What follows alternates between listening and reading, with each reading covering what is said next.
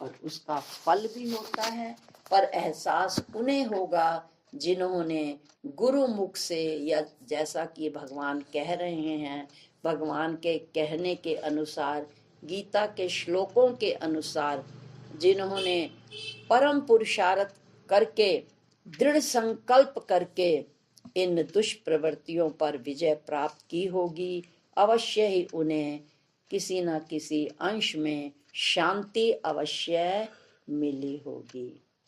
तो भगवान संत बताते हैं कि दिवाली के दूसरे दिन जिस तरह भगवान ने नरकासुर का वध किया, हम भी है ईश्वर जीव अंश अविनाशी, हम में भी वही शक्ति है, हम भी वही रूप हैं, हम भी वैसा कर सकते हैं, पर इसके लिए दृढ़ संकल्प और पुरुषार्थ की जरूरत पड़ेगी।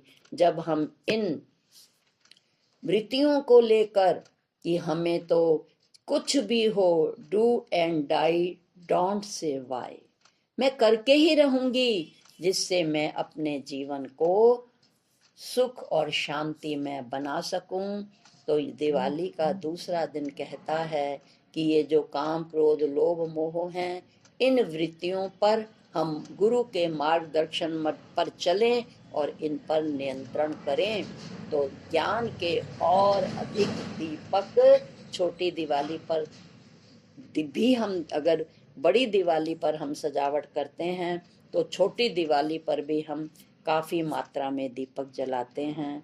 तो कह रहे हैं पहला धनतेरस पर एक ही बड़ा कुबेर के नाम का दिया जलता है, तो हम जिज्ञासा का दीप जलाएं और फिर और आगे बढ़ें, जिज्ञासा को पूरा करने के लिए गुरु की शरण में जाएं और उनकी शरण में जा कर के ज्ञान के और अधिक दीपक जलाएं। उस ज्ञान के प्रकाश में हम उस नर से तन से, नर तन से नारायण को प्राप्त करने की कोशिश करें। और ये कब होगा? जब हमारे अंतःकरण में ये जो दुष्प्रवृत्तियां जागृत हो रही हैं, ज्ञान के द्वारा, गुरु की कृपा के द्वारा जब हम ऐसा प्रयास करेंगे, तो नर से नारायण को प्राप्त करने की हम कोशिश करेंगे, तो तब ही हमारे जीवन में प्रकाश होगा। तीसरा है बड़ी दिवाली। उसमें कहते हैं कि भगवान राम अपने घर लौटे थे, अयोध्या में लौटे थे, अपने निवास स्थान पर। कब लौटे थे? लंकेश्वर का वध करके। आपको पता है लंका किसकी बनी थी? सोने की। सोने की लंका बनी थी। और इधर हमारे शास्त्रों में, उपनिषदों में पंक्ति कही गई है, हिरण्यमयेन पात्रेण सतस्य अपि हुतम मुखम, जिसका अर्थ है सत्य का मुख किससे ढका है? सोने के बर्तन से, पात्र से। तो ये सूत्र हमने इस पर बहुत बार विचार किया है। आइए प्रसंगवश फिर इस पर हम विहंगम दृष्टि डालते हैं। तो इसका अर्थ है कि सत्य है, पर वो सत्य हमें क्यों दिखाई नहीं दे रहा? क्योंकि उस सत्य का मुंह किससे ढका है? हिरण्यमय पात्रेण, यानी माया से ढका है।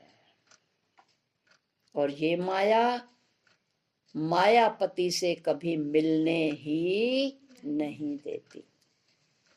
इस बात में हमारे गुरुदेव पूज्य बीजी महाराज कहा करते थे कि जीव की सोतन है माया, ये जीव को ब्रह्म से मिलने ही नहीं देती। जैसे व्यवहार में सोतनों की आपस में डाह होती है, एक दूसरी को पति के पास नहीं जाने देती, तो कहते हैं इस लोक में इस जीव की सोतन कौन है? माया है। यह इस जीव को ब्रह्म तक जाने ही नहीं देती। तो फिर क्या करें? आगे उन्होंने कहा कि ज्ञान रूपी डंडे से अपावृतम, ज्ञान रूपी डंडा लो और उससे इस माया के मुंह को, जैसे बर्तन ढका है, नीचे दीपक जल रहा है, बर्तन से वो ढका है, तो हम क्या करते हैं, डंडे की सहायता से उस बर्तन को उठाकर अलग करते हैं और ज्योत तो वहां जल ही रही है। तो कहते हैं ये क्या है, संसार क्या है, स्वर्णमयी नगरी है। जैसे लंका की नगरी थी, सोने की बनी हुई थी, ठीक इसी तरह हम इस स्वर्णमयी यानी माया से युक्त इस संसार में जी रहे हैं। माया का बहुत बार हमने सुना है कि माया क्या है, यह सब जोर तोर सब माया। सर्वांग योग में कहा है, गो गोचर जही लगी मन जाई, ते लगी माया जानो भाई। ये कहा है रामायण में, और सर्वांग योग में कहा, जो भी कुछ ये हमें दिख रहा है ये सब माया है। जो कुछ भी अपने से भिन्न इदम रूप में सामने जो कुछ दिखाई दे रहा है, ये सब माया के अंतर्गत आता है। तो कहते हैं कि एक मैं हूं, एक यह है, और एक और है मम, अहम, इदम और मम। तो ये अहम किसमें फंसी रहती है, मम में और इदम में, ये और इसके वाले। बस सारी जिंदगी मैं मेरे वालों में और यह में फंसी रहती है, और इसमें फंसी फंसी ही चली जाती है इस संसार से। और फिर जब दोबारा उसको आना पड़ता है, उसी बात को शंकराचार्य जी ने कहा, पुनरपि जन्मम पुनरपि मरणम पुनरपि जननी जठरे शयनम। तो इस माया के चक्कर में फंसा हुआ आदमी पुनः पुनः जन्म मरण के चक्कर में फंसता है, क्योंकि वो जो कुछ करने आया था इस मनुष्य जीवन में, नर बनकर आया था नारायण को प्राप्त करने के लिए, दूसरे रूप में कहिए स्व को जानने के लिए, अपने घर लौटने के लिए। पर ये माया की नगरी में, चक्रव्यूह में माया के इतना फंस गया कि भूल गया, आया यहाँ मैं किस लिए और जाना है कहाँ, इतना तू कर विचार ले तो हो गया भजन,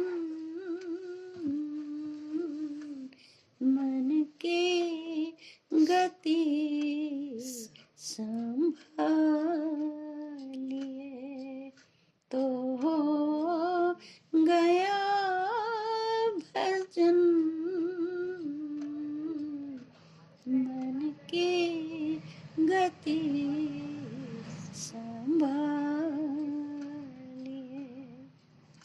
तो जब ये मन अमनि भाव को प्राप्त होगा, ये सूत्र भी आपने सुना है कि सविषय आत्मा ही मन है और निर्विषय मन ही आत्मा है। जब ये मन सतगुरु के दिए गए ज्ञान का श्रवण मनन निधिध्यासन करेगा, और जब ये धीरे धीरे निर्विषय होता चला जाएगा, तो फिर निर्विषय मन ही आत्मा है।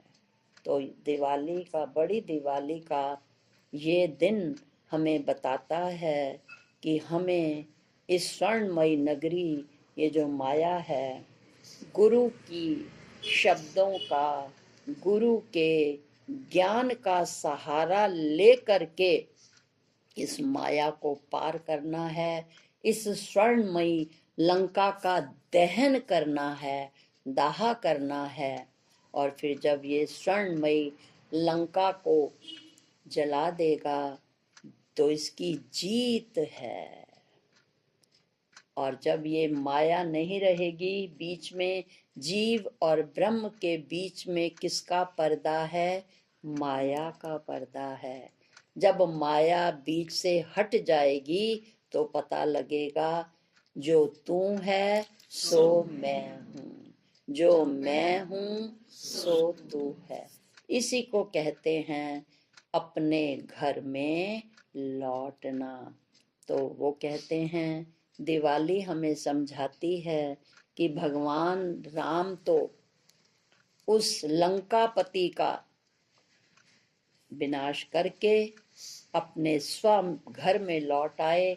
तो जिज्ञासु को, साधक को भी इस बड़ी दिवाली से क्या शिक्षा लेनी है कि भगवान ने तो कर लिया, पर हमें भी ऐसा ही करना है कि गुरु प्रदत्त ज्ञान के सहारे से इस माया की वैतरणी को धीरे धीरे वैराग्य और ज्ञान के चप्पू चला करके आगे बढ़ाना है।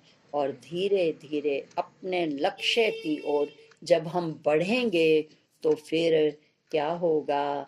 ज्ञान के स्वरूप हम खुद ही हैं, हम स्वयं ज्ञान रूप ही हैं। जगमग ज्योत जगे दिन राती, ना चाहिए कछु दिया न। तब हमें रोज रोज, हर दिवाली, हर साल हमें बाह्य दीपक जलाने की जरूरत नहीं है, क्योंकि क्या कहा कि सदा दिवाली संत की और आठों पहर आनंद। आइए अब चौथे दिन की तरफ चलते हैं, जिसको कहते हैं गोवर्धन पूजा। अब गोवर्धन का क्या अर्थ है? गो मैंने होता है इंद्रियां, वर्धन मैंने बढ़ाने वाला। इन इंद्रियों को बढ़ाने वाला कौन है? आत्म तत्व। देखते हैं बचपन में कितनी छोटी छोटी उंगलियां होती हैं,